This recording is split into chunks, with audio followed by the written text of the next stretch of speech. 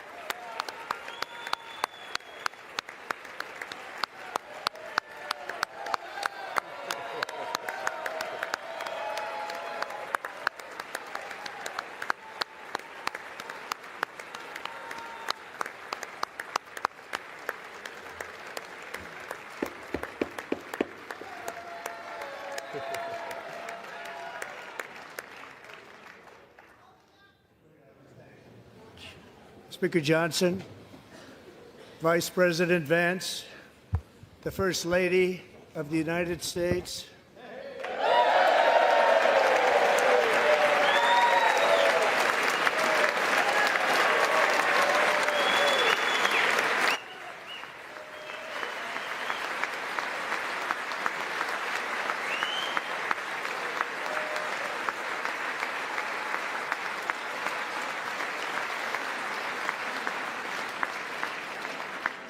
members of the United States Congress, thank you very much, and to my fellow citizens, America is back.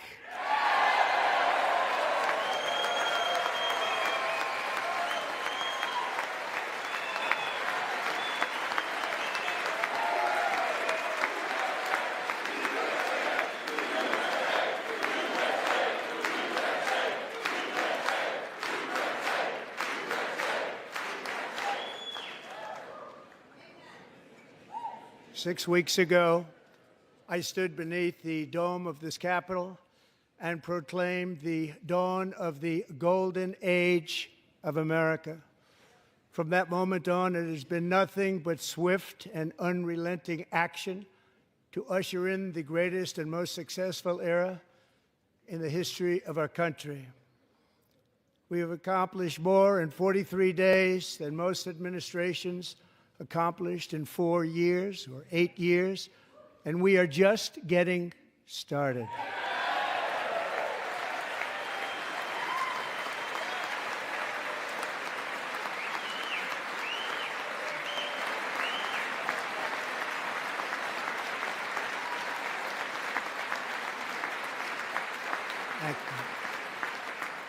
I return to this chamber tonight to report that America's momentum is back, our spirit is back, our pride is back, our confidence is back, and the American dream is surging bigger and better than ever before.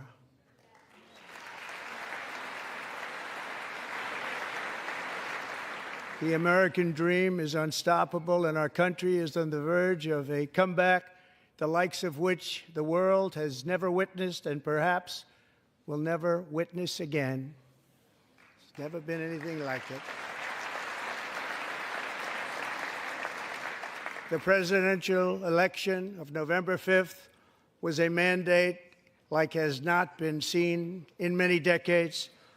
We won all 7 swing states, giving us an electoral college victory of 312 votes.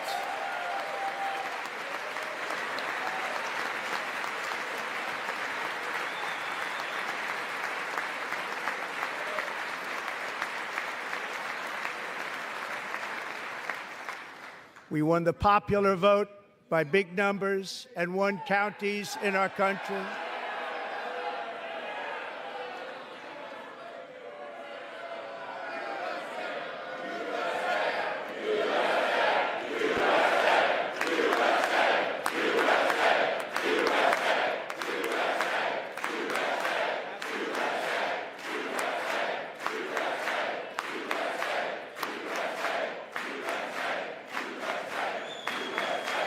And won counties in our country, 2,700 to 525, on a map that reads almost completely red for Republican.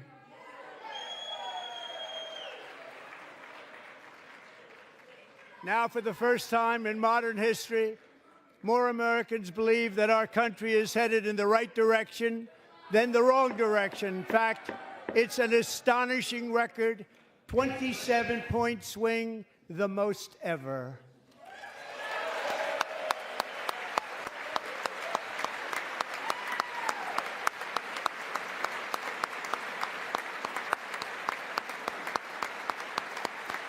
Likewise, small business optimism saw its single largest one-month gain ever recorded. Mr. President. A 41-point jump.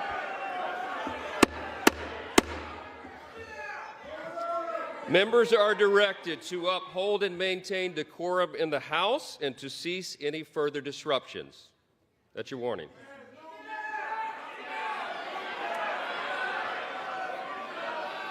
Members are engaging in willful and continuing breach of decorum, and the chair is prepared to direct the Sergeant-at-Arms to restore order to the joint session.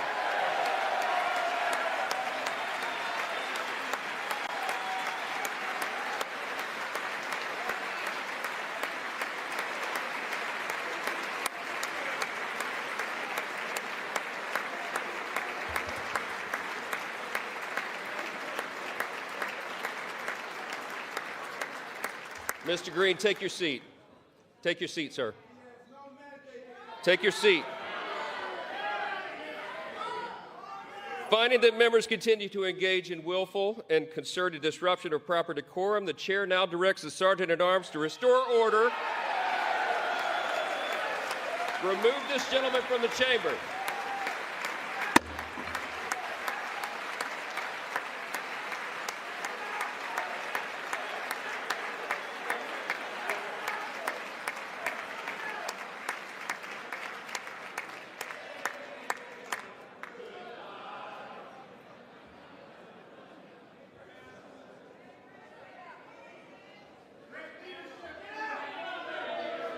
Go.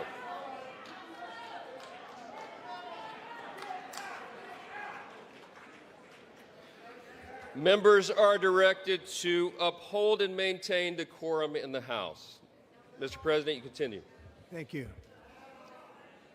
Over the past 6 weeks, I have signed nearly 100 executive orders and taken more than 400 executive actions, a record, to restore common sense, safety, optimism, and wealth all across our wonderful land.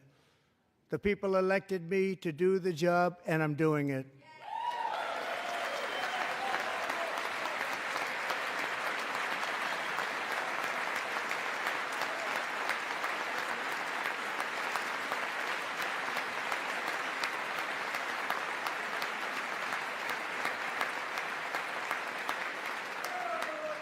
In fact, it has been stated by many that the first month of our presidency, it's our presidency, is the most successful in the history of our nation.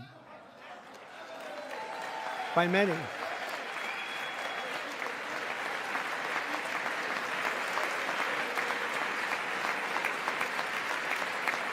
And what makes it even more impressive is that, do you know who number 2 is?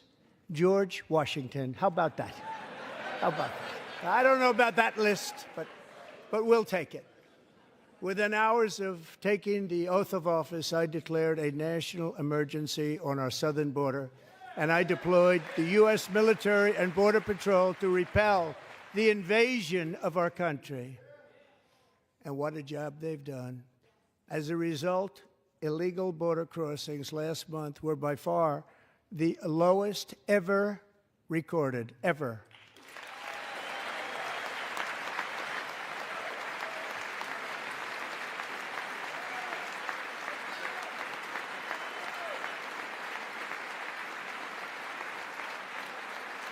They heard my words and they chose not to come. Much easier that way. In comparison, under Joe Biden, the worst president in American history, there were hundreds of thousands of illegal crossings a month, and virtually all of them, including murderers, drug dealers, gang members, and people from mental institutions and insane asylums, were released into our country. Who would want to do that? This is my 5th such speech to Congress. And once again, I look at the Democrats in front of me, and I realize there is absolutely nothing I can say to make them happy or to make them stand or smile or applaud. Nothing I can do. I could find a cure to the most devastating disease, a disease that would wipe out entire nations, or announce the answers to the greatest economy in history, or the stoppage of crime to the lowest levels ever recorded. And these people sitting right here will not clap, will not stand, and certainly will not cheer for these astronomical achievements. They won't do it, no matter what. Five times I've been up here. It's very sad, and it just shouldn't be this way.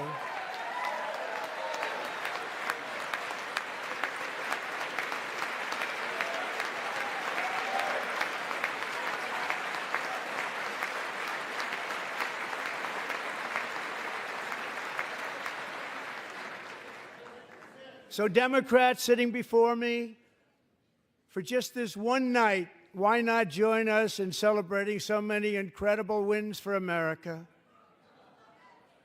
For the good of our nation, let's work together and let's truly make America great again.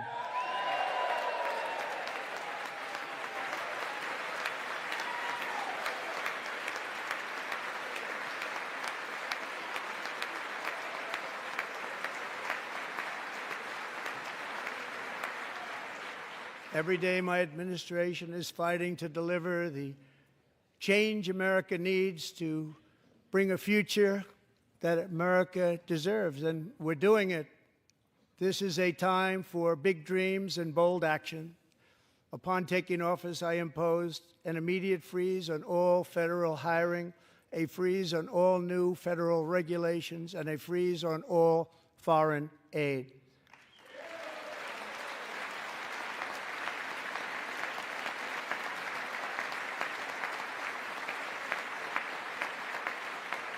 I terminated the ridiculous Green New Scam. I withdrew from the unfair Paris Climate Accord, which was costing us trillions of dollars that other countries were not paying. I withdrew from the corrupt World Health Organization.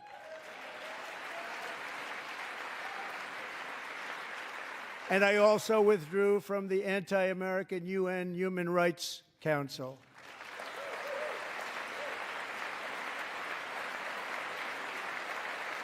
We ended all of Biden's environmental restrictions that were making our country far less safe and totally unaffordable. And importantly, we ended the last administration's insane electric vehicle mandate, saving our auto workers and companies from economic destruction.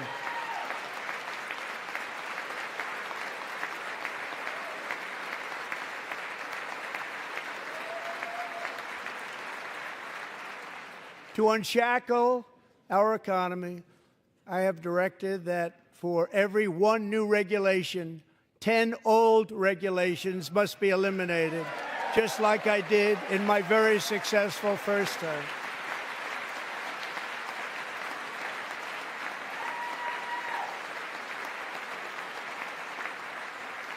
And in that first term, we set records on ending unnecessary rules and regulations like no other president had done before. We ordered all federal workers to return to the office.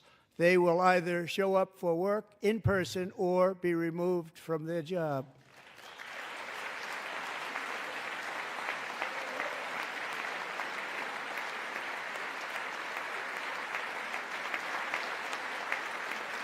And we have ended weaponized government where, as an example, a sitting president is allowed to viciously prosecute his political opponent, like me. How did that work out? Not too good. Not too good.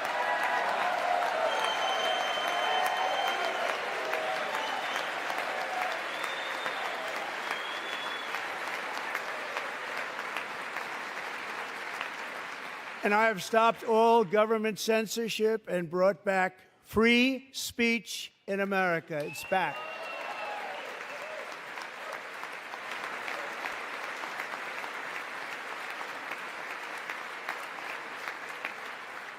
And 2 days ago, I signed an order making English the official language of the United States of America.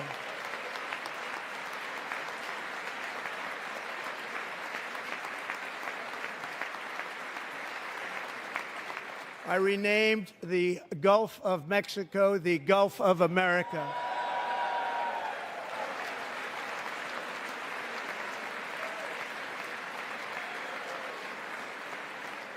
And likewise, I renamed, for a great president, William McKinley, Mount McKinley again. Beautiful Alaska. We love Alaska. We've ended the tyranny of so-called diversity, equity, and inclusion policies all across the entire federal government and indeed the private sector and our military. And our country will be woke no longer.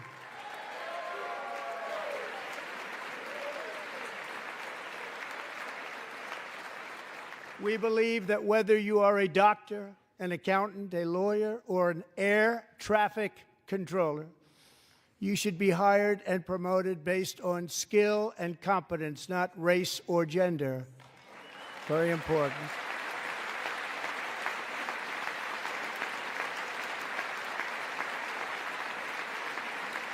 You should be hired based on merit. And the Supreme Court, in a brave and very powerful decision, has allowed us to do so. Thank you. Thank you very much. Thank you. We have removed the poison of critical race theory from our public schools, and I signed an order making it the official policy of the United States government that there are only two genders, male and female.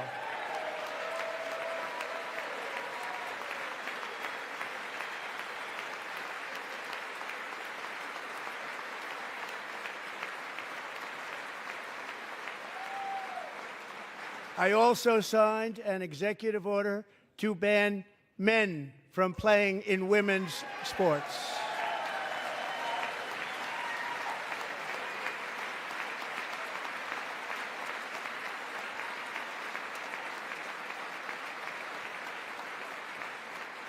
Three years ago, Peyton McNabb was an all-star high school athlete, one of the best, preparing for a future in college sports. But when her girls' volleyball match was invaded by a male, he smashed the ball so hard in Peyton's face, causing traumatic brain injury, partially paralyzing her right side, and ending her athletic career. It was a shot like she's never seen before. She's never seen anything like it. Peyton is here tonight in the gallery, and Peyton, from now on, schools will kick the men off the girls' team, or they will lose all federal funding.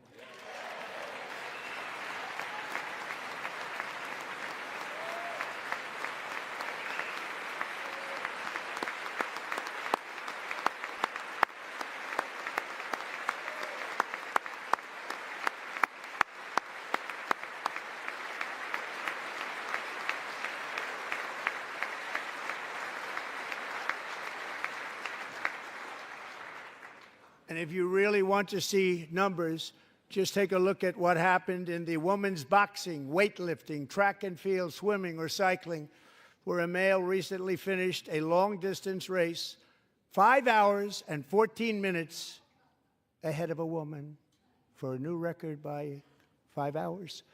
Broke the record by 5 hours. It's demeaning for women, and it's very bad for our country. We're not going to put up with it any longer.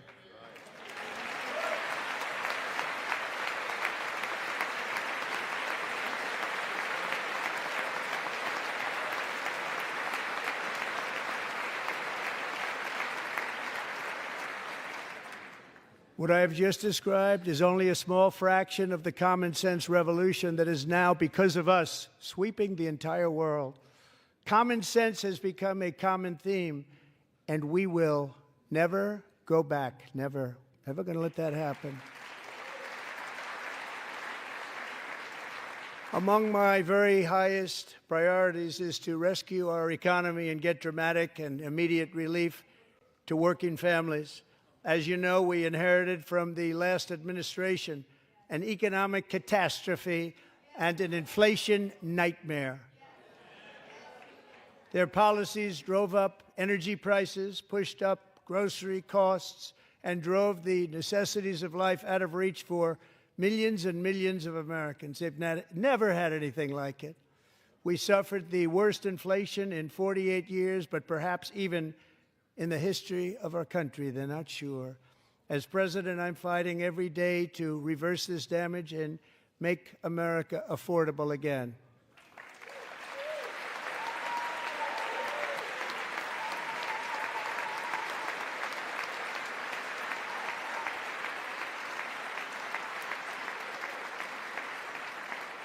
Joe Biden especially let the price of eggs get out of control. The egg price is out of control, and we're working hard to get it back down. Secretary, do a good job on that. You inherited a total mess from the previous administration. Do a good job.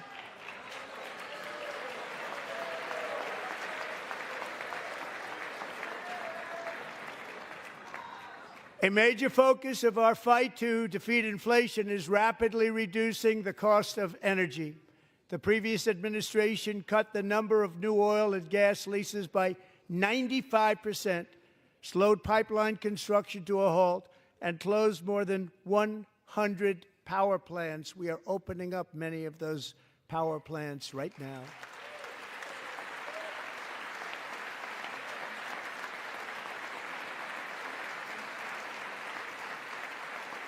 And frankly, we have never seen anything like it. That's why on my first day in office, I declared a national energy emergency. As you've heard me say many times, we have more liquid gold under our feet than any nation on earth, and by far. And now I fully authorize the most talented team ever assembled to go and get it. It's called Drill, Baby, Drill.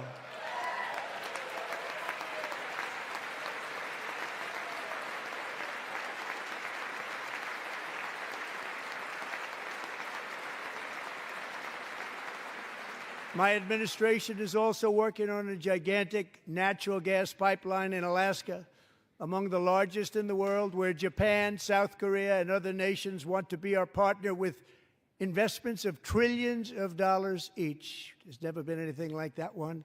It will be truly spectacular. It's all set to go. The permitting is gotten. And later this week, I will also take historic action to dramatically expand production of critical minerals and rare earths here in the USA.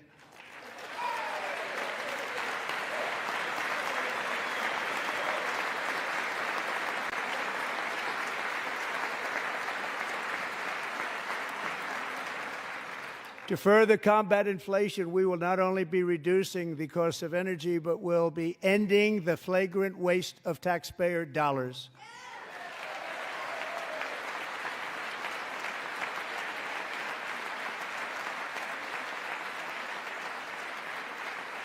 And to that end, I have created the brand new Department of Government Efficiency, DOGE. Perhaps you've heard of it. Perhaps.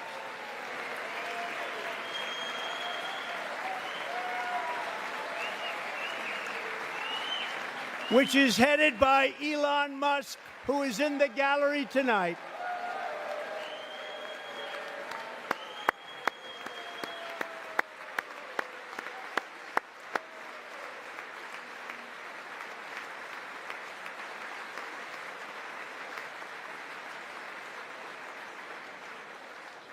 Thank you, Elon. He's working very hard. He didn't need this.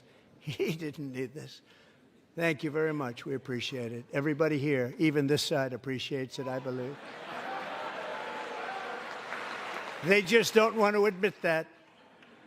Just listen to some of the appalling waste we have already identified. $22 billion from HHS to provide free housing and cars for illegal aliens. $45 million for diversity, equity, and inclusion scholarships in Burma. $40 million to improve the social and economic inclusion of sedentary migrants. Nobody knows what that is. $8 million to promote LGBTQI+ in the African nation of Lesotho, which nobody has ever heard of. $60 million for indigenous peoples and Afro-Colombian empowerment in Central America. $60 million. $8 million for making mice transgender. This is real. $32 million for a left-wing propaganda operation in Moldova. $10 million for male circumcision in Mozambique. $20 million for the Arab Sesame Street in the Middle East. It's a program, $20 million for a program. $1.9 billion to recently created Decarbonization of Homes Committee, headed up, and we know she's involved. Just at the last moment, the money was passed over by a woman named Stacey Abrams. Have you ever heard of her? A $3.5 million consulting contract for lavish fish monitoring. $1.5 million for voter confidence in Liberia. $14 million for social cohesion in Mali. $59 million for illegal alien hotel rooms in New York City. He's a real estate developer. He's done very well. $250,000 to increase vegan local climate action innovation in Zambia. $42 million for social and behavior change in Uganda. $14 million for improving public procurement in Serbia. $47 million for improving learning outcomes in Asia. Asia's doing very well with learning. I don't know what we're doing. We should use it ourselves. And $101 million for DEI contracts at the Department of Education. The most ever paid, nothing even like it. Under the Trump administration, all of these scams, and they're far worse, but I didn't think it was appropriate to talk about them. They're so bad. Many more have been found out and exposed and swiftly terminated by a group of very intelligent, mostly young people, headed up by Elon, and we appreciate it. We found hundreds of billions of dollars of fraud.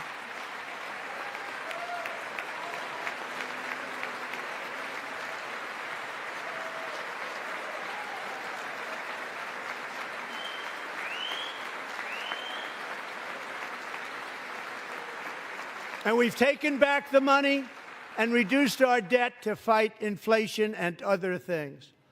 Taken back a lot of that money. We got it just in time. This is just the beginning.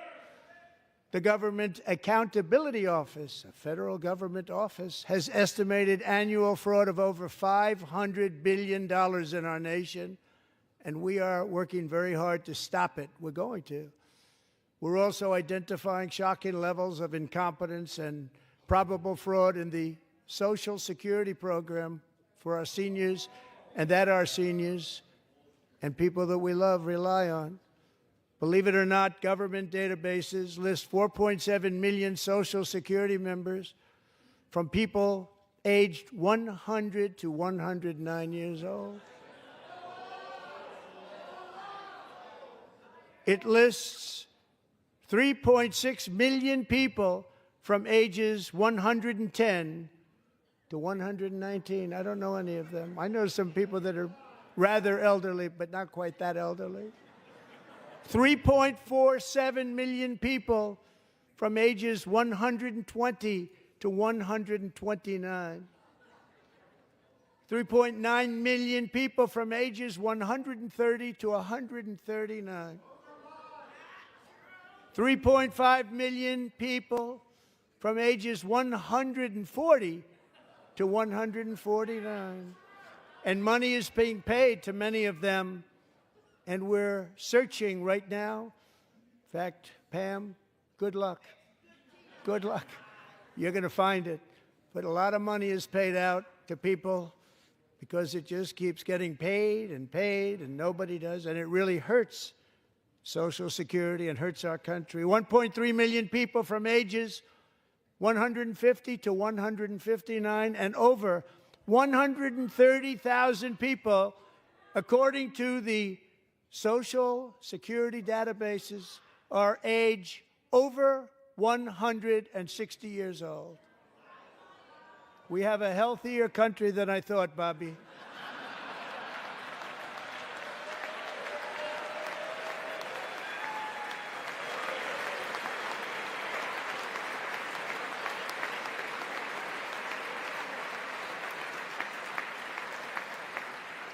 Including, to finish, 1,039 people between the ages of 220 and 229 one person between the age of 240 and 249, and one person is listed at 360 years of age. More than 100 years. More than 100 years older than our country. But we're going to find out where that money's going, and it's not going to be pretty. By slashing all of the fraud, waste, and theft we can find, we will defeat inflation, bring down mortgage rates, lower car payments and grocery prices, protect our seniors, and put more money in the pockets of American families.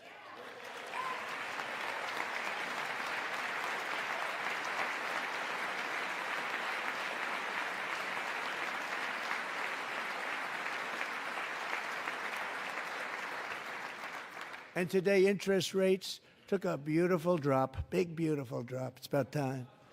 And in the near future, I want to do what has not been done in 24 years, balance the federal budget. We're going to balance it.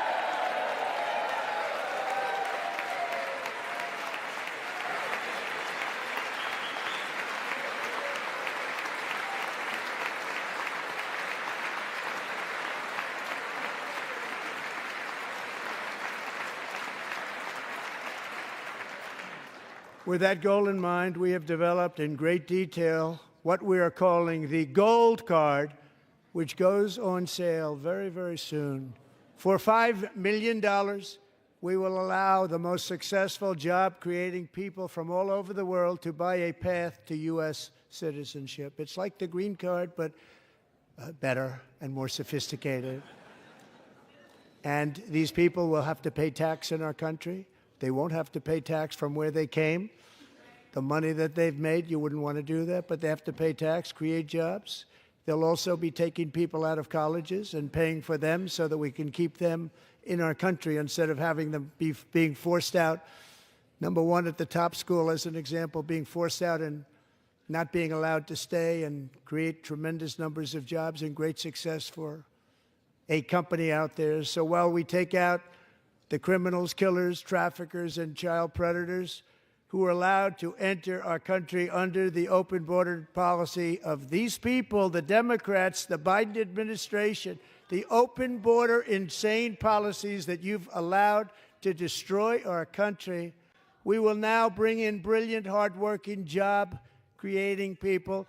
They're going to pay a lot of money, and we're going to reduce our debt with that money.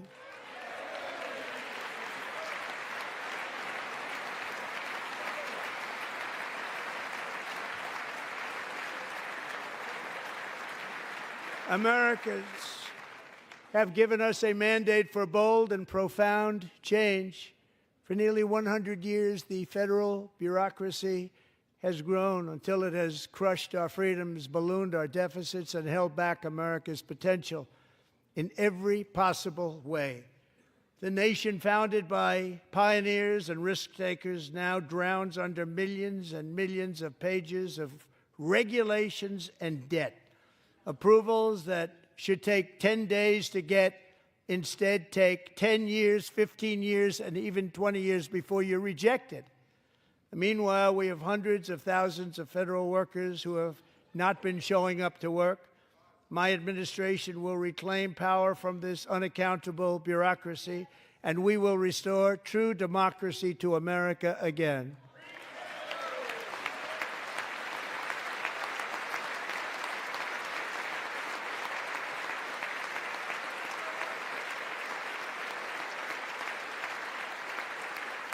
And any federal bureaucrat who resists this change will be removed from office immediately. Because we are draining the swamp. It's very simple. And the days of rule by unelected bureaucrats are over.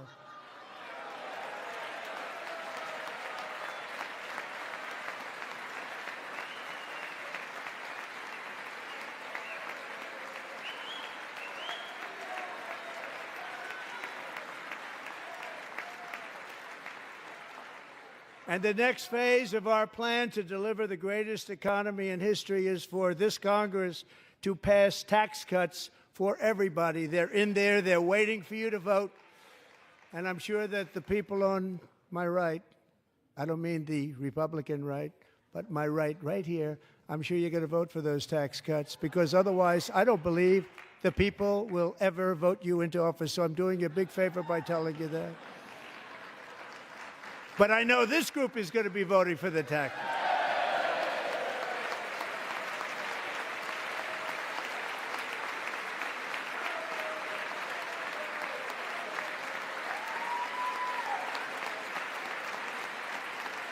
Thank you.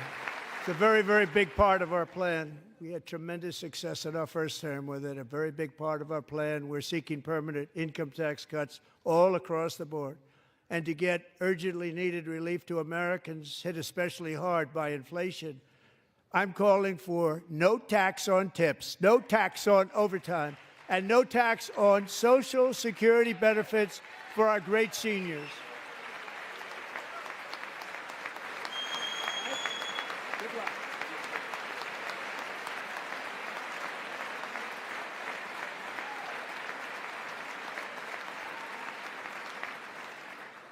And I also want to make interest payments on car loans tax deductible, but only if the car is made in America.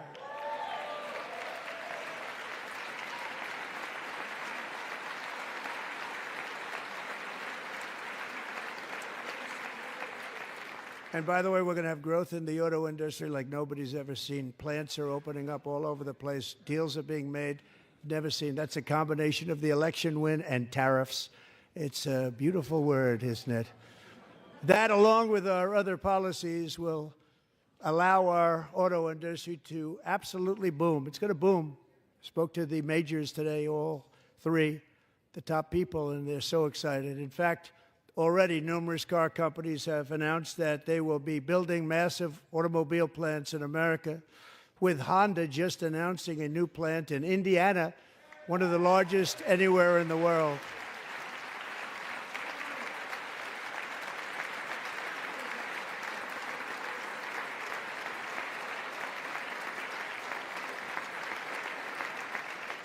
And this has taken place since our great victory on November 5th, a date which will hopefully go down as one of the most important in the history of our country.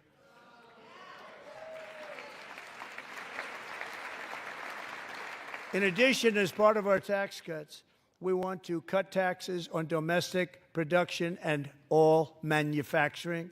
And just as we did before, we will provide 100% expensing. It will be retroactive to January 20th, 2025. And it was one of the main reasons why our tax cuts were so successful in our first term, giving us the most successful economy in the history of our country. First term. We had a great first term.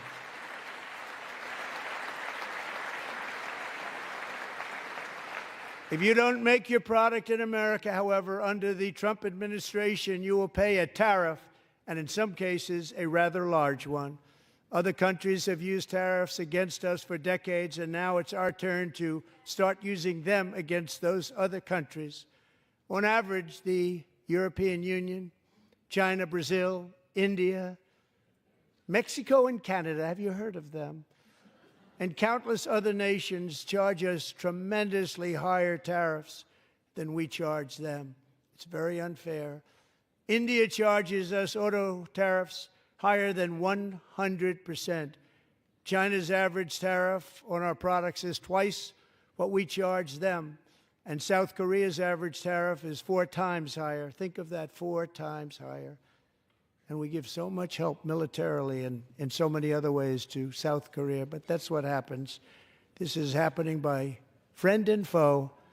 This system is not fair to the United States and never was. And so on April 2nd, I wanted to make it April 1st, but I didn't want to be accused of April Fool's Day. That's not, just one day cost us a lot of money.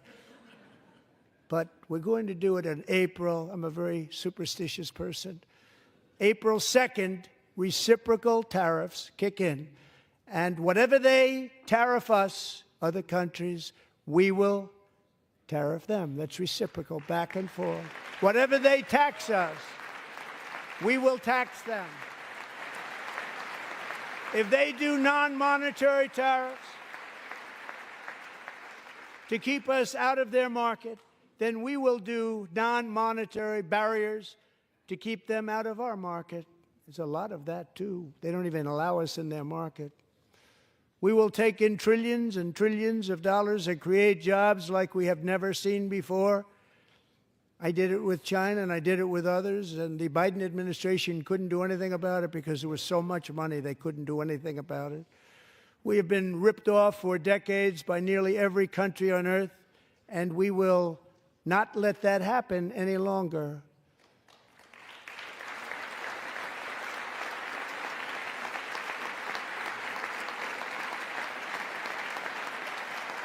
Much has been said over the last 3 months about Mexico and Canada, but we have very large deficits with both of them. But even more importantly, they've allowed fentanyl to come into our country at levels never seen before, killing hundreds of thousands of our citizens and many very young, beautiful people, destroying families.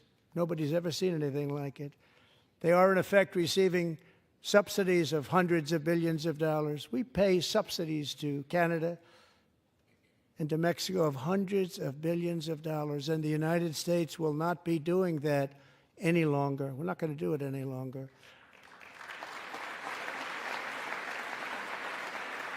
Thanks to our America First policies we're putting into place, we have had $1.7 trillion of new investment in America in just the past few weeks. The combination of the election and our economic policies that people of SoftBank, one of the most brilliant anywhere in the world, announced a $200 billion investment. OpenAI and Oracle, Larry Ellison, announced $500 billion investment, which they wouldn't have done if Kamala had won. Apple announced $500 billion investment. Tim Cook called me. He said, I cannot spend it fast enough. It's going to be much higher than that, I believe. They'll be building their plants here instead of in China. And just yesterday, Taiwan Semiconductor, the biggest in the world, most powerful in the world, has a tremendous amount, 97% of the market, announced a $165 billion investment to build the most powerful chips on earth right here in the USA.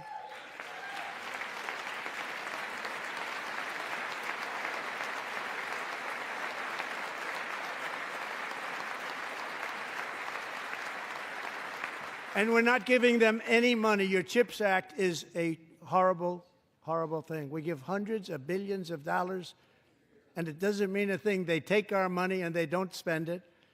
All that meant to them, we're giving them no money. All that was important to them was they didn't want to pay the tariffs, so they came and they're building, and many other companies are coming. We don't have to give them money. We just want to protect our businesses and our people. And they will come because they won't have to pay tariffs if they build in America. So it's very amazing. You should get rid of the CHIP Act, and whatever's left over, Mr. Speaker, you should use it to reduce debt or any other reason you want to.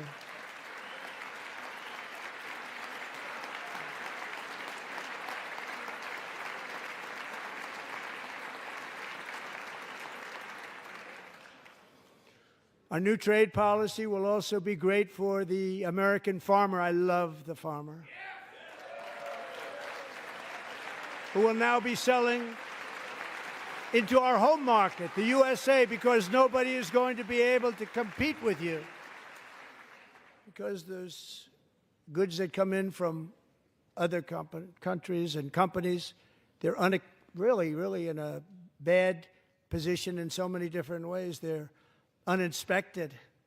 They may be very dirty and disgusting, and they come in and they pour in, and they hurt our American farmers. The tariffs will go on agricultural product coming into America, and our farmers, starting on April 2nd, it may be a little bit of an adjustment period. We had that before when I made the deal with China, $50 billion of purchases, and I said, just bear with me, and they did. They did. Probably have to bear with me again, and this will be even better. That was great. The problem with it was that Biden didn't enforce it. He didn't enforce it. $50 billion of purchases, and we were doing great, but Biden did not enforce it, and it hurt our farmers. But our farmers are going to have a field day right now. So to our farmers, have a lot of fun. I love you too. I love you too. It's all going to happen.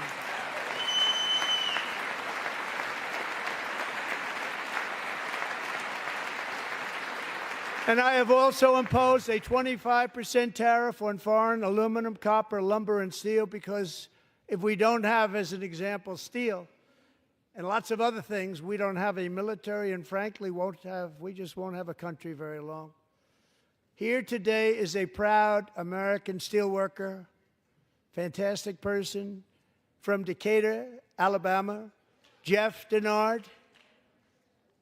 Has been working at the same steel plant for 27 years in a job that has allowed him to serve as the captain of his local volunteer fire department, raise 7 children with his beautiful wife, Nicole, and over the years provide a loving home for more than 40 foster children.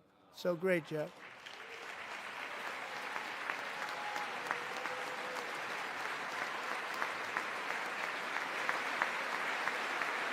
Thank you, Jeff. Thank you, Jeff.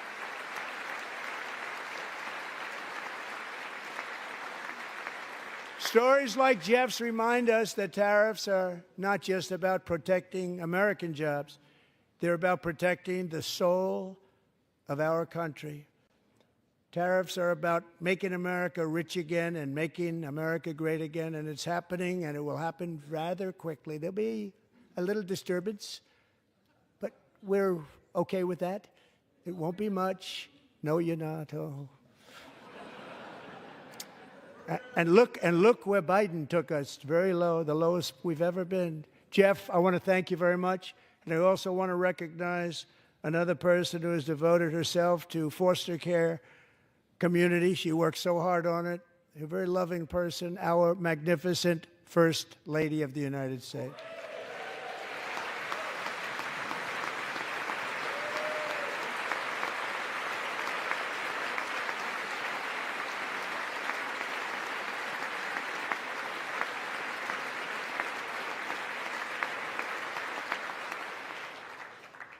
Melania's work has yielded incredible results, helping prepare our nation's future leaders as they enter the workforce. Our First Lady is joined by 2 impressive young women, very impressive. Haley Ferguson, who benefited from the First Lady's Fostering the Future initiative and is poised to complete her education and become a teacher. And Elliston Berry, who became a victim of an illicit deepfake image produced by a peer. With Elliston's help, the Senate just passed the Take It Down Act, and this is so important. Thank you very much, John. John Thune, thank you. Stand up, John. Thank you, John.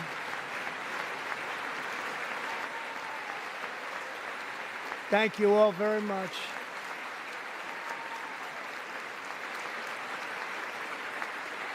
Thank you. And thank you to John Thune and the Senate. Great job. To criminalize the publication of such images online is a terrible, terrible thing. And once it passes the House, I look forward to signing that bill into law. Thank you. And I'm going to use that bill for myself, too, if you don't mind. Because nobody gets treated worse than I do online. Nobody. That's great. Thank you very much to the Senate. Thank you. But if we truly care about protecting Americans' children, no step is more crucial than securing America's borders. Over the past 4 years, 21 million people poured into the United States. Many of them were murderers, human traffickers, gang members, and other criminals from the streets of dangerous cities all throughout the world. Because of Joe Biden's insane and very dangerous open border policies, they are now strongly embedded in our country, but we are getting them out and getting them out fast.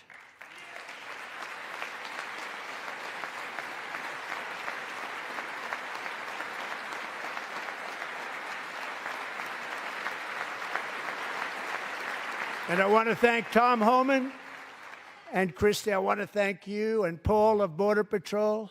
I want to thank you. What a job they've all done. Everybody, Border Patrol, ICE, law enforcement in general is incredible. We have to take care of our law enforcement. Have to.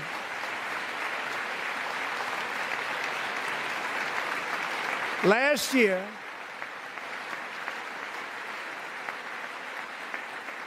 a brilliant 22-year-old nursing student named Laken Riley, the best in her class, admired by everybody, went out for a jog on the campus of the University of Georgia. That morning, Laken was viciously attacked, assaulted, beaten, brutalized, and horrifically murdered.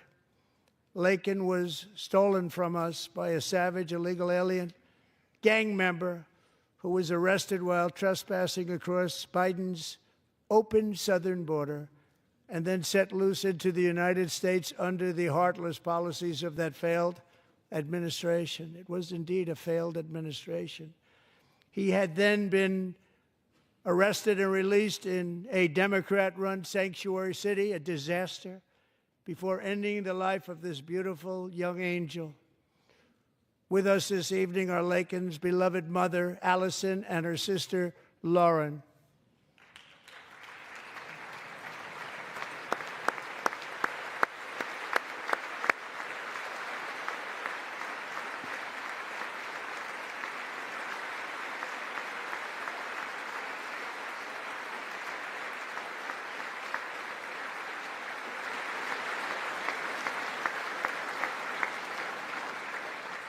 Last year, I told Laken's grieving parents that we would ensure their daughter would not have died in vain. That's why the very first bill I signed into law as your 47th president mandates the detention of all dangerous criminal aliens who threaten public safety. It's a very strong, powerful act.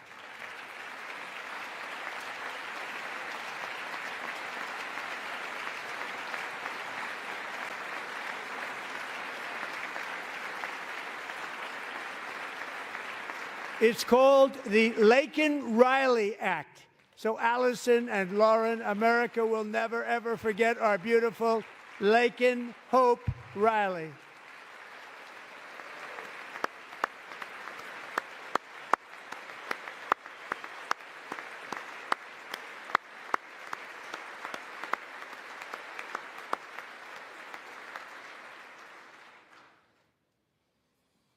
Thank you very much.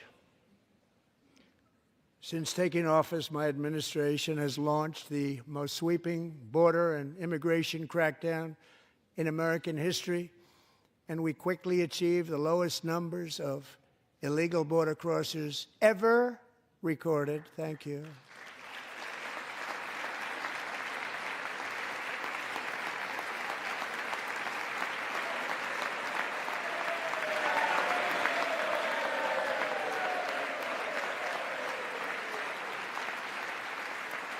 The media and our friends in the Democrat Party kept saying we needed new legislation, we must have legislation to secure the border. But it turned out that all we really needed was a new president.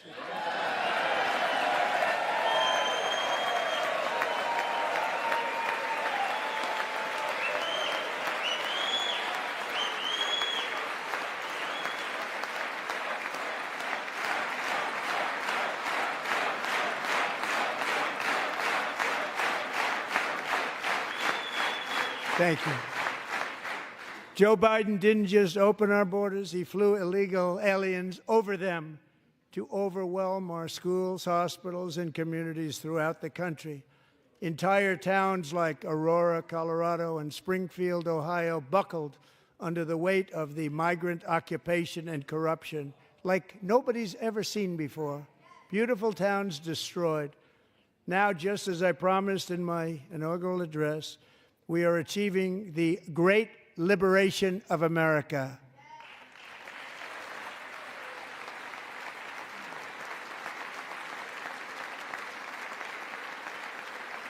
But there still is much work to be done. Here tonight is a woman I have gotten to know Alexis Nungary from Houston.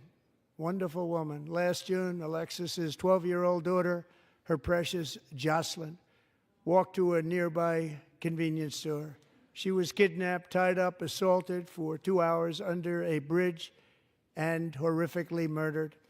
Arrested and charged with this heinous crime are 2 illegal alien monsters from Venezuela, released into America by the last administration through their ridiculous open border.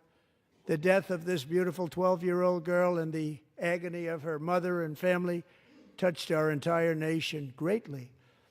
Alexis, I promised that we would always remember your daughter, your magnificent daughter, and earlier tonight I signed an order keeping my word to you. One thing I have learned about Jocelyn is that she loved animals so much. She loved nature. Across Galveston Bay, from where Jocelyn lived in Houston, you will find a magnificent national wildlife refuge, a pristine, peaceful, 34,000-acre sanctuary for all of God's creatures on the edge of the Gulf of America. Alexis, moments ago, I formally renamed that refuge in loving memory of your beautiful daughter, Jocelyn. So, Mr. Vice President, if you would, may I have the order?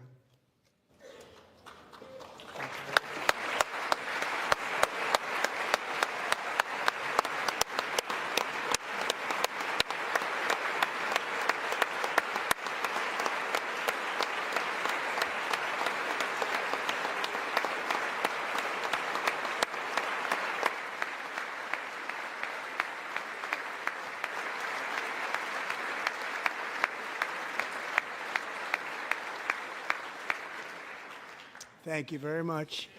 All 3 savages charged with Jocelyn and Lakin's murders were members of the Venezuelan prison gang, the toughest gang, they say, in the world, known as Tren de Aragua. 2 weeks ago, I officially designated this gang, along with MS-13 and the bloodthirsty Mexican drug cartels, as foreign terrorist organizations.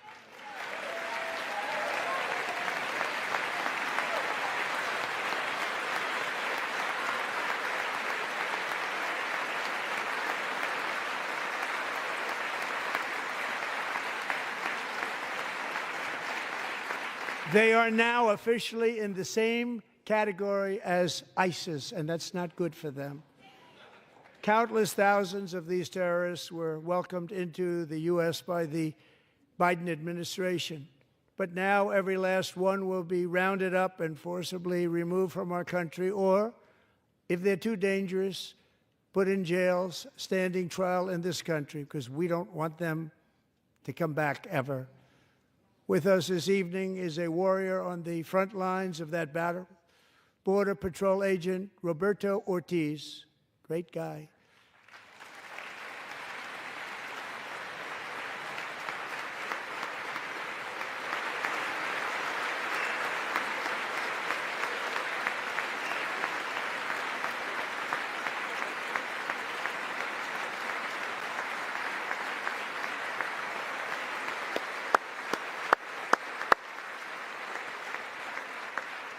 In January, Roberto and another agent were patrolling by the Rio Grande near an area known as Cartel Island. Doesn't sound too nice to me. When heavily armed gunmen started shooting at them, Roberto saw that his partner was totally exposed, at great danger, and he leapt into action, returning fire and providing crucial seconds for his fellow agent to seek safety, just barely. I have some of the prints of that event, and it was not good. Agent Ortiz, we salute you for your great courage and for your line of fire that you took and for the bravery that you showed. We honor you, and we will always honor you. Thank you, Roberto, very much.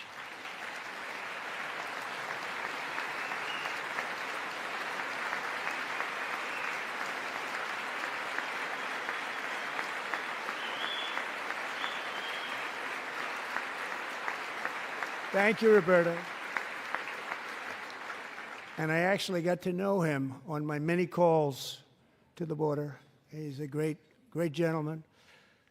The territory to the immediate south of our border is now dominated entirely by criminal cartels that murder, rape, torture, and exercise total control. They have total control over a whole nation, posing a grave threat to our national security.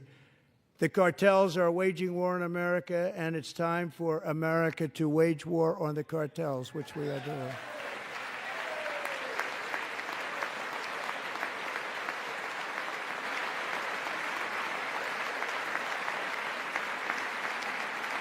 Five nights ago, Mexican authorities, because of our tariff policies being imposed on them, think of this, handed over to us 29 of the biggest cartel leaders in their country. That has never happened before. They want to make us happy. First time ever. But we need Mexico and Canada to do much more than they've done, and they have to stop the fentanyl and drugs pouring into the USA. They're going to stop it. I have sent Congress a detailed funding request laying out exactly how we will eliminate these threats to protect our homeland and complete the largest deportation operation in American history, larger even than current record holder President Dwight D. Eisenhower, a moderate man, but someone who believed very strongly in borders.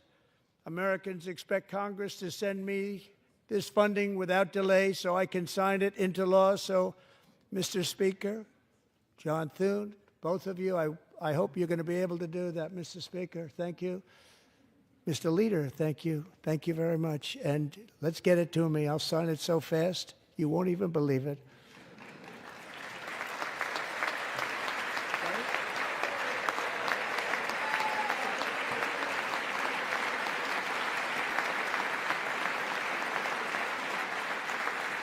And as we reclaim our sovereignty, we must also bring back law and order to our cities and towns.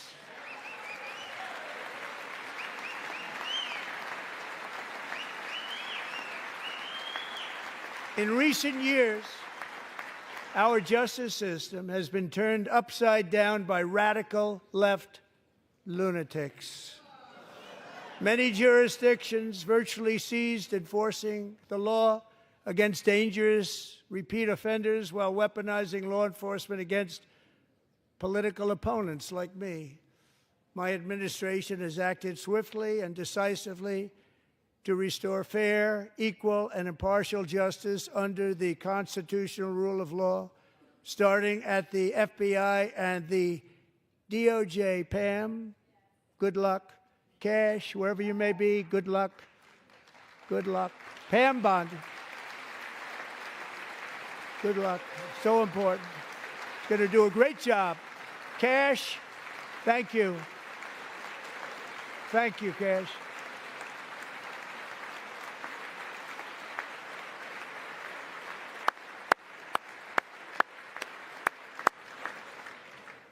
They've already started very strong. They're going to do a fantastic job. You're going to be very proud of them. We're also once again giving our police officers the support, protection, and respect they so dearly deserve. They have to get it. They have such a hard, dangerous job, but we're going to make it less dangerous. The problem is the bad guys don't respect the law, but they're starting to respect it, and they soon will respect it. This also includes our great fire departments throughout the country. Our firemen and women are unbelievable people, and we'll never forget them. And besides that, they voted for me in record numbers, so I have no choice.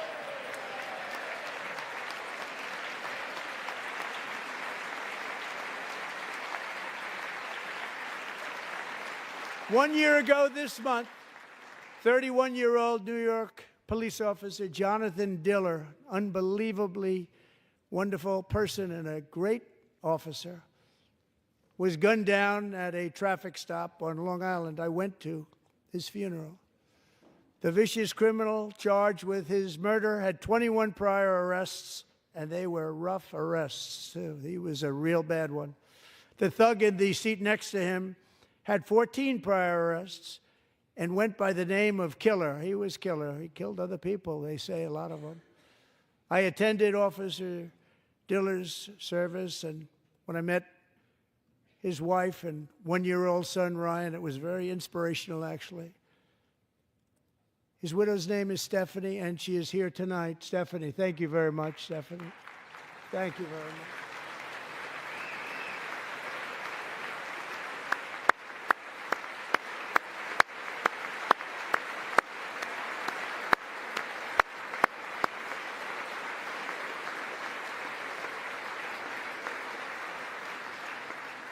Stephanie, we're going to make sure that Ryan knows his dad was a true hero, New York's finest, and we're going to get these cold-blooded killers and repeat offenders off our streets, and we're going to do it fast.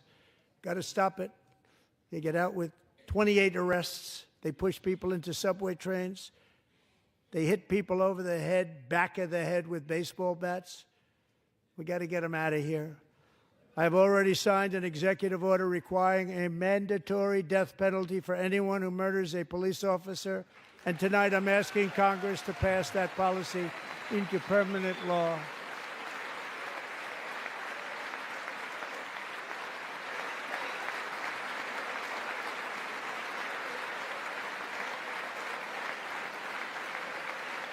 I'm also asking for a new crime bill getting tough on repeat offenders while enhancing protections for America's police officers so they can do their jobs without fear of their lives being totally destroyed. They don't want to be killed. We're not going to let them be killed. Joining us in the gallery tonight is a young man who truly loves our police. His name is DJ Daniel. He is 13 years old, and he has always dreamed of becoming a police officer.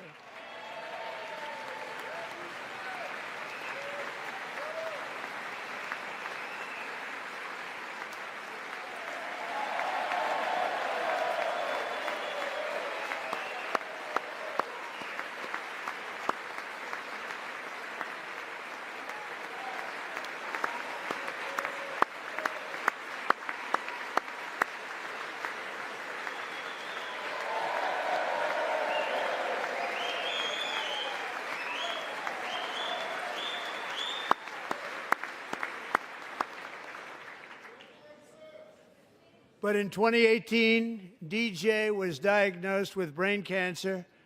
The doctors gave him 5 months at most to live. That was more than 6 years ago.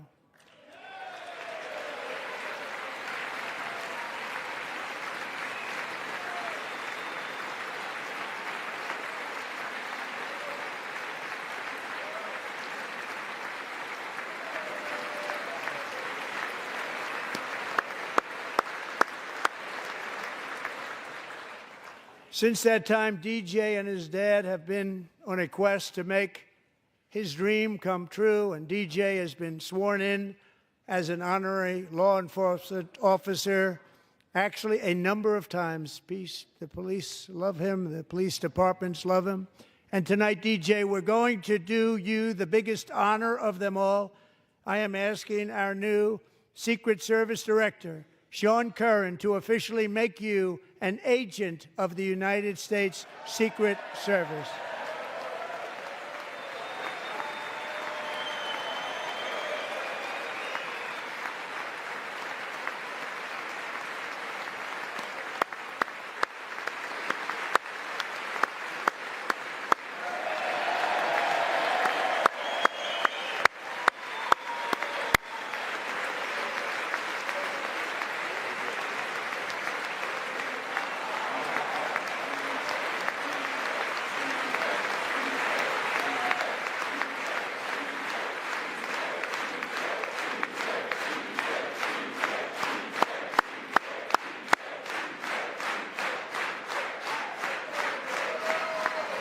Thank you, DJ. DJ's doctors believe his cancer likely came from a chemical he was exposed to when he was younger. Since 1975, rates of child cancer have increased by more than 40%. Reversing this trend is one of the top priorities for our new presidential commission to make America healthy again, chaired by our new Secretary of Health and Human Services, Robert F. Kennedy, Jr.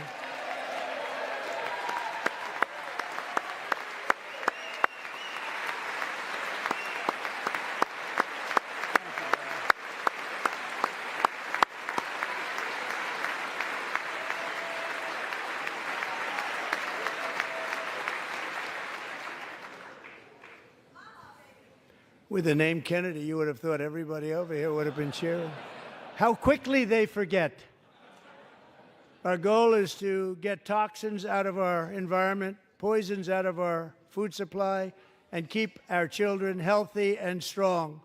As an example, not long ago, and you can't even believe these numbers, 1 in 10,000 children had autism, 1 in 10,000. And now it's 1 in 36. There's something wrong. 1 in 36. Think of that. So we're going to find out what it is, and there's nobody better than Bobby and all of the people that are working with you. You have the best to figure out what is going on. Okay, Bobby? Good luck. It's a very important job. Thank you. Go get him.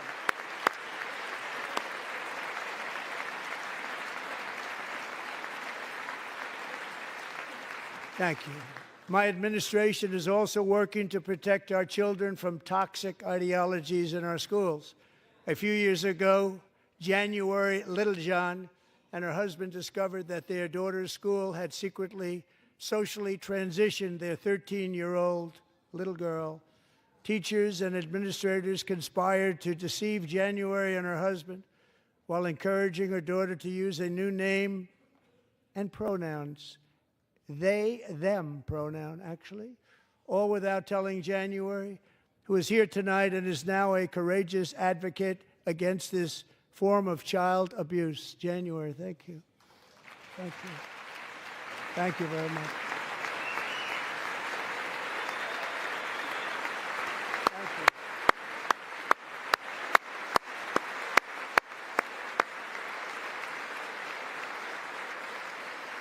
Thank you. Thank you.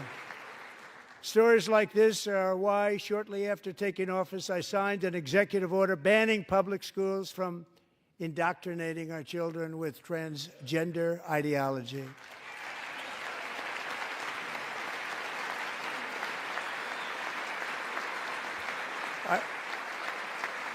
I also signed an order to cut off all taxpayer funding to any institution that engages in the sexual mutilation of our youth.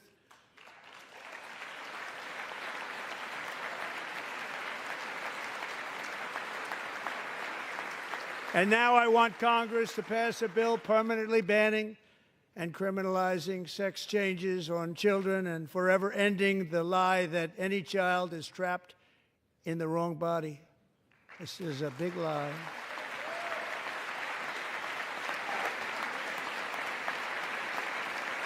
And our message to every child in America is that you are perfect exactly the way God made you.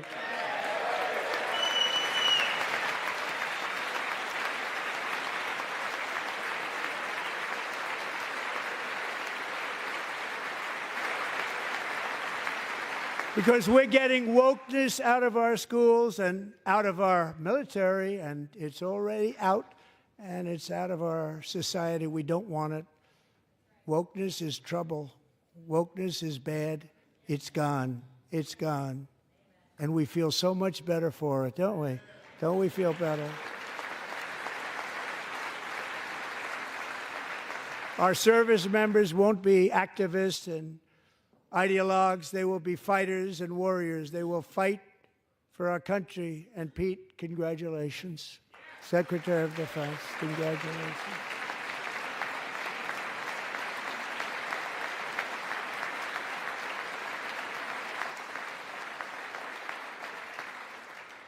And he's not big into the woke movement, I can tell you. I know him well. I am pleased to report that in January, the U.S. Army had its single best recruiting month in 15 years, and that all armed services are having among the best recruiting results ever in the history of our services. What a difference.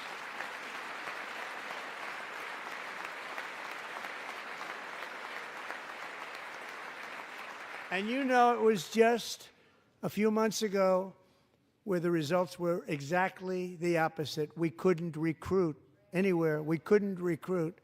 Now we're having the best results just about that we've ever had. What a tremendous turnaround. It's really a beautiful thing to see. People love our country again. It's very simple. They love our country, and they love being in our military again. So it's a great thing, and thank you very much. Great job. Thank you.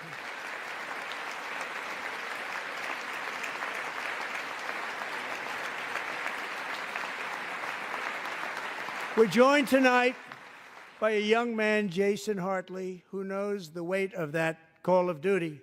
Jason's father, grandfather, and great-grandfather all wore the uniform. Jason tragically lost his dad, who was also a Los Angeles County Sheriff's deputy when he was just a boy, and now he wants to carry on the family legacy of service. Jason is a senior in high school, a six-letter varsity athlete, a really good athlete, they say, a brilliant student with a 4.46, that's good, GPA. And his greatest dream is to attend the U.S. Military Academy at West Point.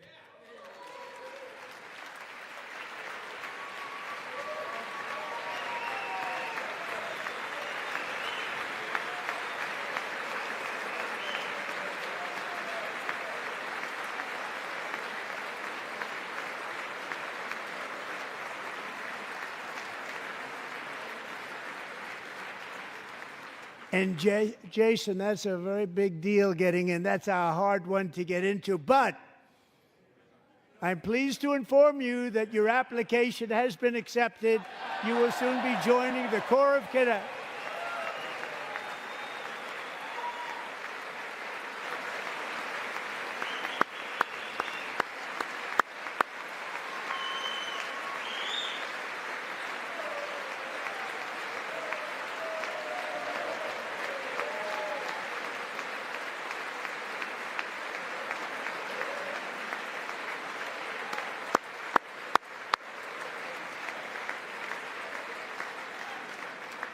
Thank you. Jason, you're going to be on the long gray line, Jason. As Commander-in-Chief, my focus is on building the most powerful military of the future. As a first step, I'm asking Congress to fund a state-of-the-art Golden Dome missile defense shield to protect our homeland, all made in the USA.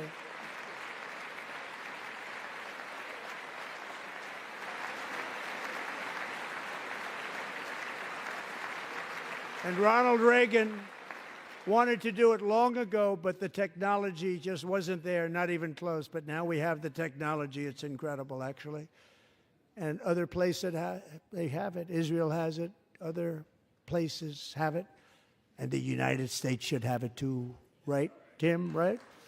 They should have it too. So I want to thank you. But it's a very, very important. This is a very dangerous world. We should have it. We want to be protected, and we're going to protect our citizens like never before. To boost our defense industrial base, we are also going to resurrect the American shipbuilding industry, including commercial shipbuilding and military shipbuilding.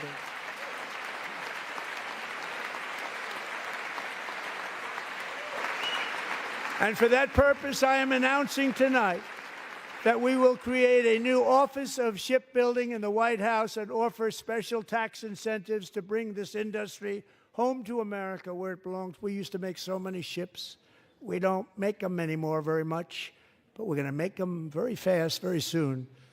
It will have a huge impact. To further enhance our national security, my administration will be reclaiming the Panama Canal, and we've already started doing it.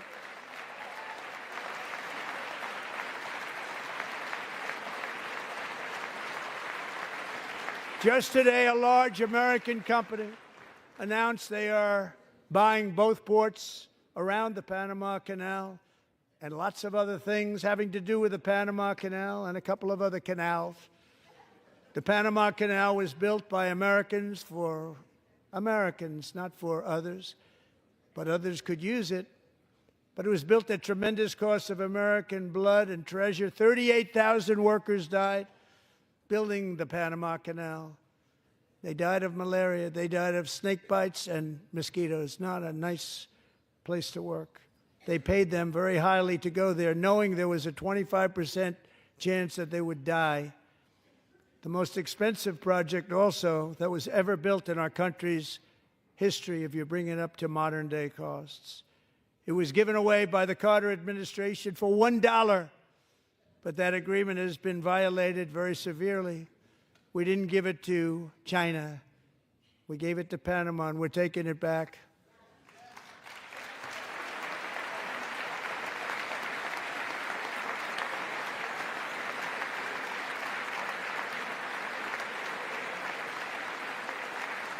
And we have Marco Rubio in charge. Good luck, Marco. Now, we know who to blame if anything goes wrong.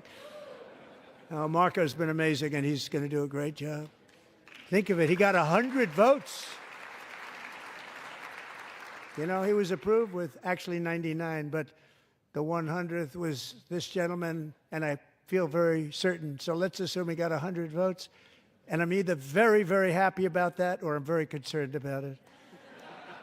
But he's already proven. I mean, he's a great gentleman. He's respected by everybody, and we appreciate you voting for Marco. He's going to do a fantastic job. Thank you. Thank you. He's doing a great job. Great job. And I also have a message tonight for the incredible people of Greenland. We strongly support your right to determine your own future. And if you choose, we welcome you into the United States of America. We need Greenland for national security and even international security, and we're working with everybody involved to try and get it. But we need it really for international world security, and I think we're going to get it. One way or the other, we're going to get it. We will keep you safe. We will make you rich, and together we will take Greenland to heights like you have never thought possible before. It's a very small population, but very, very large piece of land and very, very important for military security. America is once again standing strong against the forces of radical Islamic terrorism. 3.5 years ago, ISIS terrorists killed 13 American service members and countless others in the Abbey Gate bombing during the disastrous and incompetent withdrawal from Afghanistan. Not that they were withdrawing, it was the way they withdrew. Perhaps the most embarrassing moment in the history of our country. Tonight, I am pleased to announce that we have just apprehended the top terrorist responsible for that atrocity, and he is right now on his way here to face the swift sword of American justice.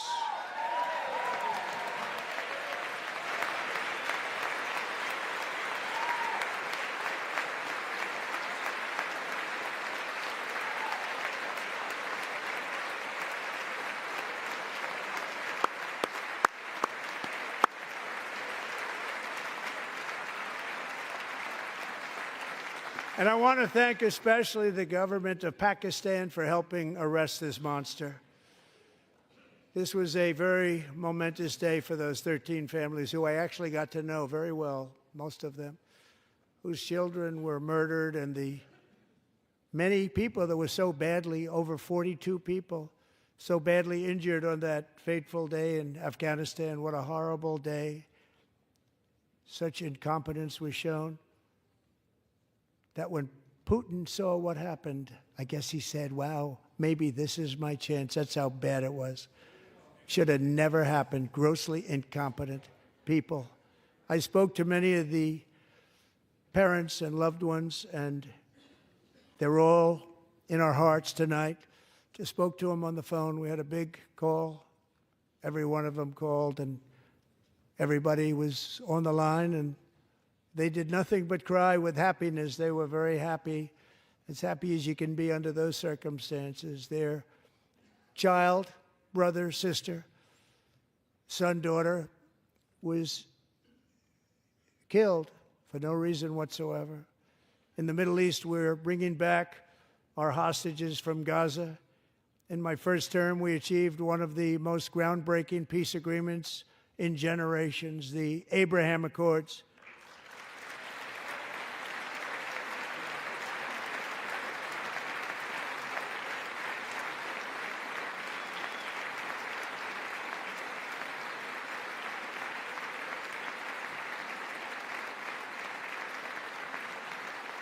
And now we're going to build on that foundation to create a more peaceful and prosperous future for the entire region. A lot of things are happening in the Middle East. People have been talking about that so much lately with everything going on with Ukraine and Russia. But a lot of things are happening in the Middle East. It's a rough neighborhood, actually. I'm also working tirelessly to end the savage conflict in Ukraine. Millions of Ukrainians and Russians have been needlessly killed or wounded in this horrific and brutal conflict with no end in sight. The United States has sent hundreds of billions of dollars to support Ukraine's defense with no security, with no anything.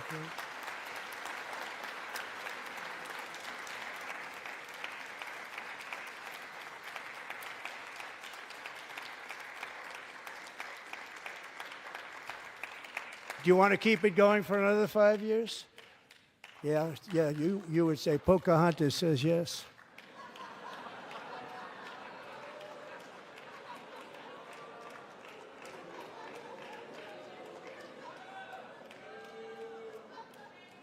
$2,000 people are being killed every single week. More than that. They're Russian young people. They're Ukrainian young people. They're not Americans. But I want it to stop.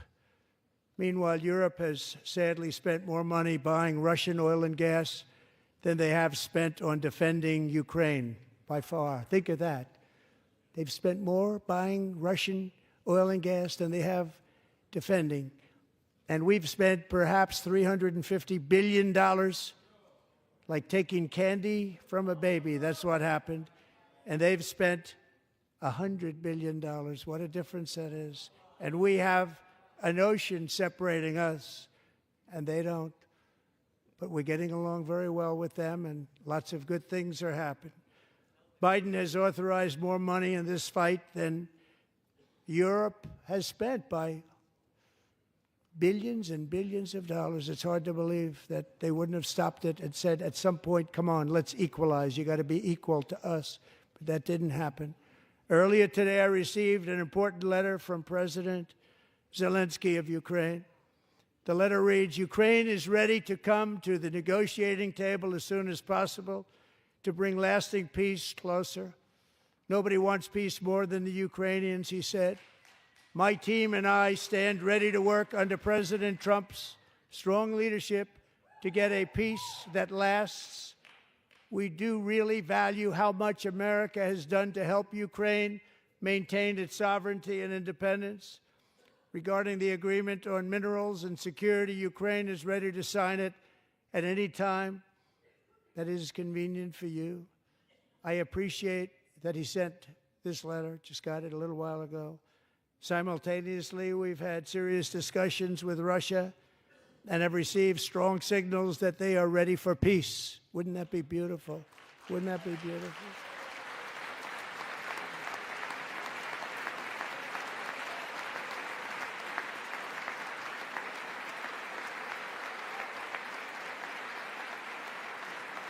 Wouldn't that be beautiful?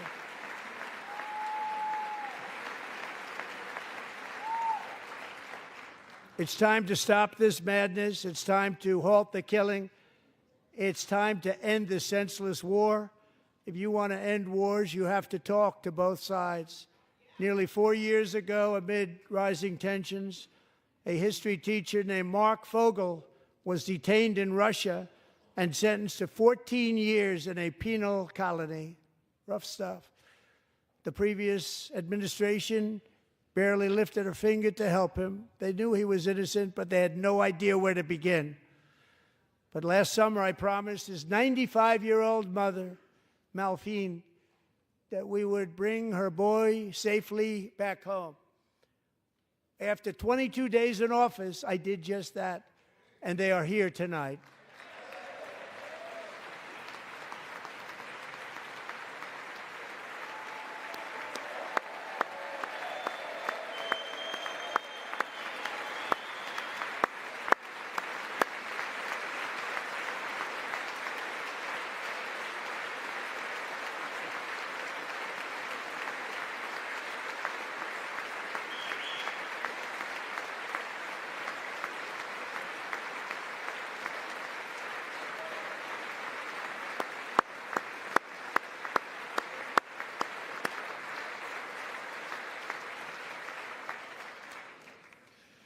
To Mark and his great mom, we are delighted to have you safe and sound and with us. As fate would have it, Mark Fogel was born in a small rural town in Butler, Pennsylvania. Have you heard of it? Where his mother has lived for the past 78 years. I just happened to go there last July 13th for a rally. That was not pleasant. And that is where I met his beautiful mom right before I walked onto that stage. And I told her I would not forget what she said about her son. And I never did I? Never forgot. Less than 10 minutes later, at that same rally, gunfire rang out, and a sick and deranged assassin unloaded 8 bullets from his sniper's perch into a crowd of many thousands of people.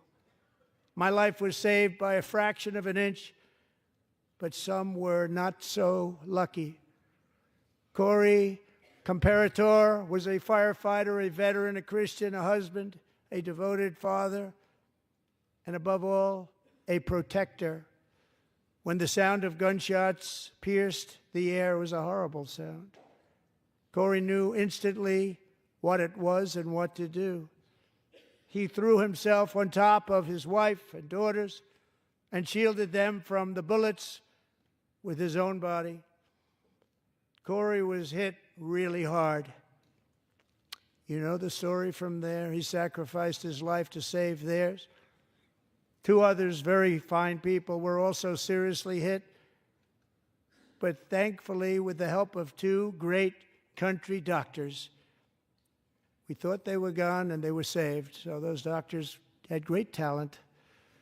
We're joined by Corey's wife, Helen, who was his high school sweetheart, and their 2 beloved daughters, Allison and Kaylee. Thank you.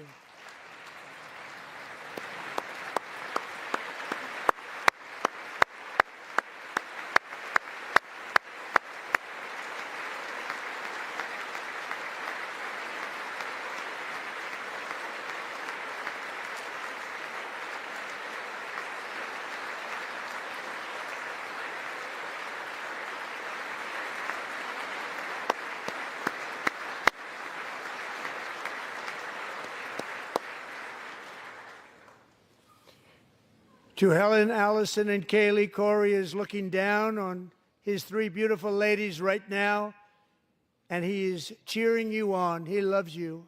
He is cheering you on. Corey was taken from us much too soon, but his destiny was to leave us all with a shining example of the selfless devotion of a true American patriot. It was love like Corey's that built our country, and it's love like Corey's that is going to make our country more majestic than ever before. I believe that my life was saved that day in Butler for a very good reason. I was saved by God to make America great again. I believe that. Thank you. Thank you.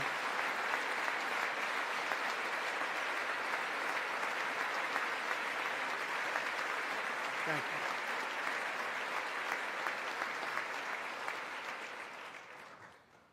Thank you very much. From the patriots of Lexington and Concord to the heroes of Gettysburg and Normandy, from the warriors who crossed the Delaware to the trailblazers who climbed the Rockies, and from the legends who soared at Kitty Hawk to the astronauts who touched the moon, Americans have always been the people who defied all odds, transcended all dangers, made the most extraordinary sacrifices, and did whatever it took to defend our children, our country, and our freedom.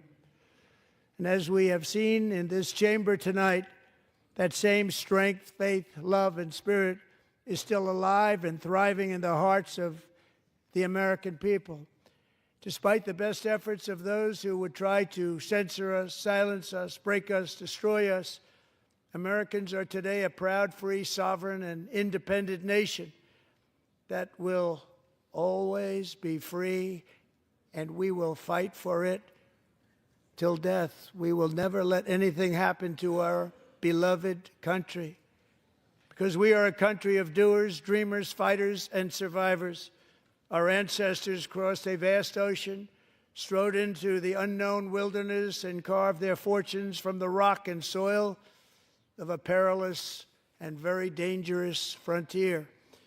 They chased our destiny across a boundless continent. They built the railroads, laid the highways, and graced the world with American marvels like the Empire State Building, the mighty Hoover Dam, and the towering Golden Gate Bridge. They lit the world with electricity, broke free of the force of gravity, fired up the engines of American industry, vanquished the communists, fascists, and Marxists all over the world, and gave us countless modern wonders sculptured out of iron, glass, and steel. We stand on the shoulders of these pioneers who won and built the modern age. These workers who poured their sweat into the skylines of our cities. These warriors who shed their blood on fields of battle and gave everything they had for our rights and for our freedom. Now it is our time to take up the righteous cause of American liberty. And it is our turn to take America's destiny into our own hands and begin the most thrilling days in the history of our country. This will be our greatest era. With God's help, over the next 4 years, we are going to lead this nation even higher, and we are going to forge the freest, most advanced, most dynamic, and most dominant civilization ever to exist on the face of this earth. We are going to create the highest quality of life, build the safest and wealthiest and healthiest and most vital communities anywhere in the world. We are going to conquer the vast frontiers of science, and we are going to lead humanity into space and plant the American flag on the planet Mars and even far beyond.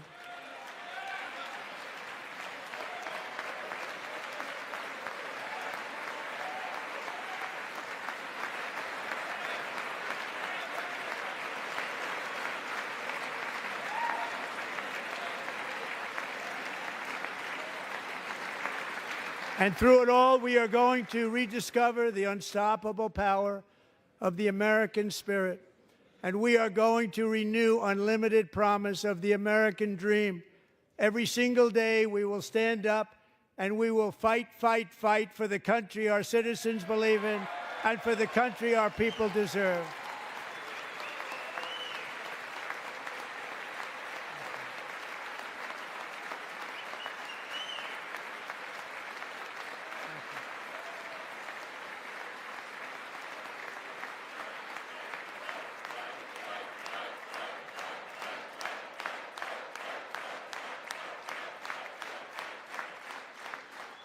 My fellow Americans, get ready for an incredible future, because the golden age of America has only just begun.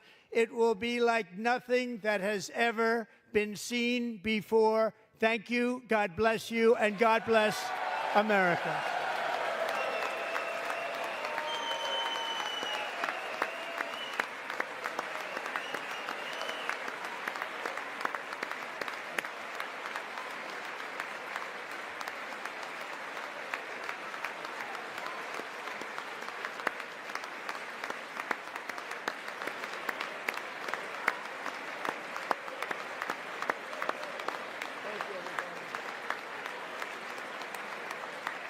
Thank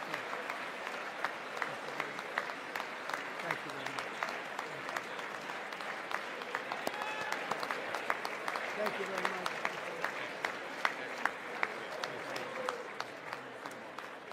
Thank you very much.